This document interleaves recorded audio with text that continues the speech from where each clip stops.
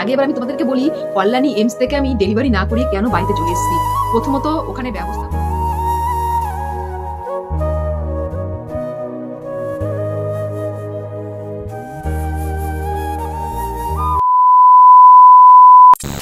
এখন বাজে সকাল 10:30।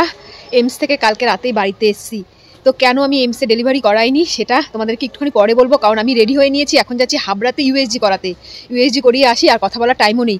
সব ডিটেলস আমি বাড়িতে এসে তোমাদেরকে সবটা বলবো যে কি কি ওখানে প্রবলেম ছিল, ওই কারণে আমি ওখানে ডেলিভারিটা করাইনি। আর কোথায় ডেলিভারি করাবো সেটা তোমরা পরে জানতে পারবে। তো চলো, আর বেশি কথা বলার টাইম নেই, কারণ ট্রেনে টাইম হয়ে গেছে 11টার সময় টাইম আমাদের ট্রেনের। এখন বাজে 10:40 মনে হয়ে গেছে। জয় গেছে রেডি হতে, আর আমার তো রেডি অলমোস্ট কমপ্লিট হয়ে গেছে। এখন শুধু বেরোবো।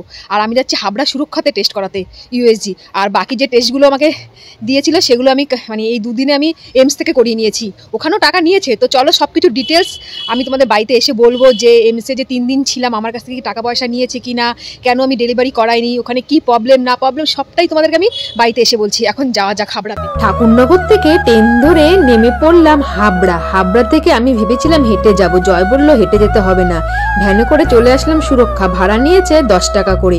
এসে দেখছি প্রচুর ভিড়, তো লাইন দিয়ে দাঁড়িয়েছিলাম। তারপর আমাদের টেস্ট করা কমপ্লিট হয়েছে। কমপ্লিট আসলাম হাবড়া স্টেশনে। এখন যাচ্ছি একটুখানি টুকিটাকি কেনাকাটা আছে সেগুলো করে তারপর বাড়িতে যাবো। আর রিপোর্ট দেবে আজকে বিকেলবেলা। আর ডাক্তার হচ্ছে আমার কালকে সকালবেলা যাবো কলকাতা আমডিতে।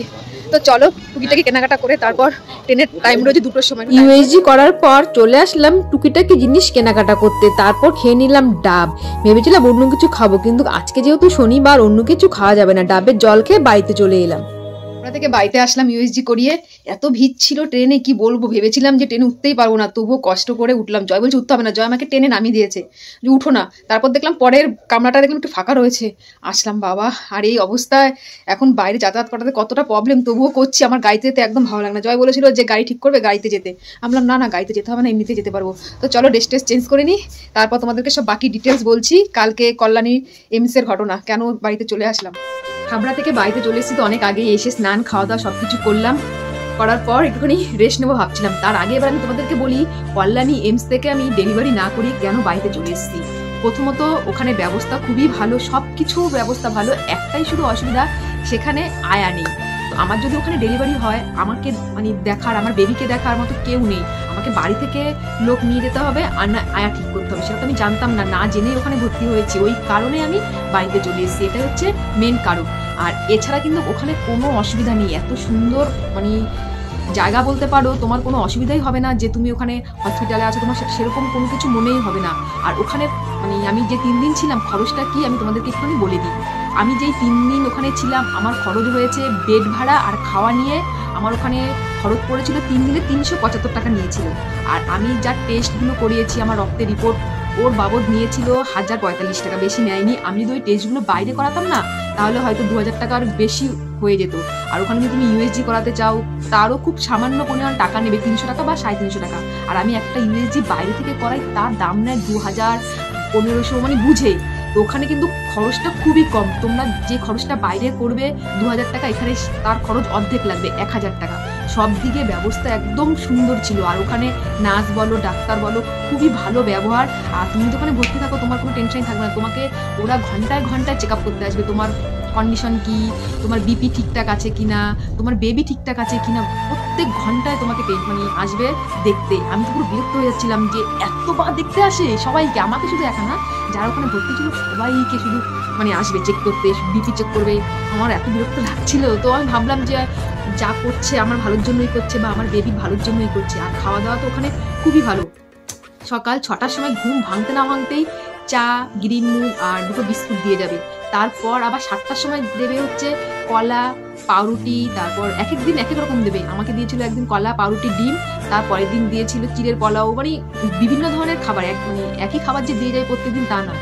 আবার 12:30টার সময় তোমাকে দেবে দুপুরের লাঞ্চ, তার মধ্যে থাকবে ডিম, থাকবে কোনোদিন সবজি, ডাল, এসব থাকবে। আবার বিকেলবেলা স্ন্যাক্স থাকবে, চা, বিস্কুট, কলা। আবার রাতে 7:30টার মধ্যে ভাত চলে আসবে, ভাত বা রুটি। তোমরা যদি ভাত বা রুটি মানে যে যেটা খাও সেটা আগের থেকে বলতে হবে যে আমি ভাত খাবো বা আমি রুটি খাবো।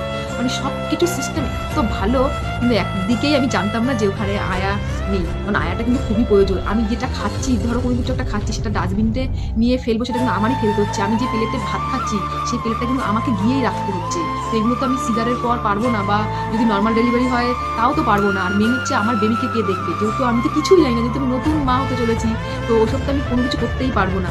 ওর জন্য আয়াটা খুবই দরকার। ওই কারণে আমি 3 দিন থেকে চলে এসেছি। জয়কে বললাম দেখো বাড়িতে যাই, ডিসিশন নেই। আর আমার তো এখনো সেরকম কন্ডিশন হয়নি যে ব্যথা উঠেছে বা ডাক্তাররা বলেছে আমাকে সিজার করে, সেরকম কোনো কিছু বলেনি। তো ডাক্তার বললো ঠিক আছে তোমরা, মানে আমি বললাম যে বাড়ি যাবো, ঠিক আছে তাহলে তুমি যেতে পারো, যদি পেন ওঠে তাহলে তুমি এখানে আসতে পারো। ওই কারণে আমি বাড়িতে চলে এসেছি। আর এছাড়া কিন্তু ওখানে ব্যবস্থা খুবই খুবই সুন্দর। আর ওখানে যে 3 দিন ছিলাম আমি, বাথরুম থেকে আরম্ভ করে সব কিছু এত পরিষ্কার। আমি 3 দিনই কিন্তু স্নান করছি, তাও গরম জলে, সব কিছু ব্যবস্থা রয়েছে। তো একটাই কম ছিল, সেটা হচ্ছে আয়া। তো তোমরা যদি কেউ ভেবে থাকো যে কল্যাণী এমসে যে কোনো পেশেন্ট ভর্তি করাতে পারো। আর ডাক্তার তো কি বলবো সবসময় থাকে, জুনিয়র ডাক্তার তো সবসময় থাকবে। কিছু হলে যদি আমি যদি বলি আমার না কেমন লাগছে, সঙ্গে সঙ্গে আমাকে চেক আপে নিয়ে যাবে, দেখি কি হয়েছে না হয়েছে, ভীষণ কেয়ারি। তো আমি বলবো যে এমসে ভর্তি হওয়াটা খুবই ভালো যে কোনো মানে রোগের জন্য, কিন্তু চান্স পাওয়াটা খুবই মানে কঠিন ব্যাপার। ফোন করে প্রথম তো আমরা পাইনি, ফোন করে যখন আমি ফার্স্ট ডাক্তার দেখাই, তখন মা বাবাকে জয় ডাক্তার দেখাবে, চান্স পেলো না।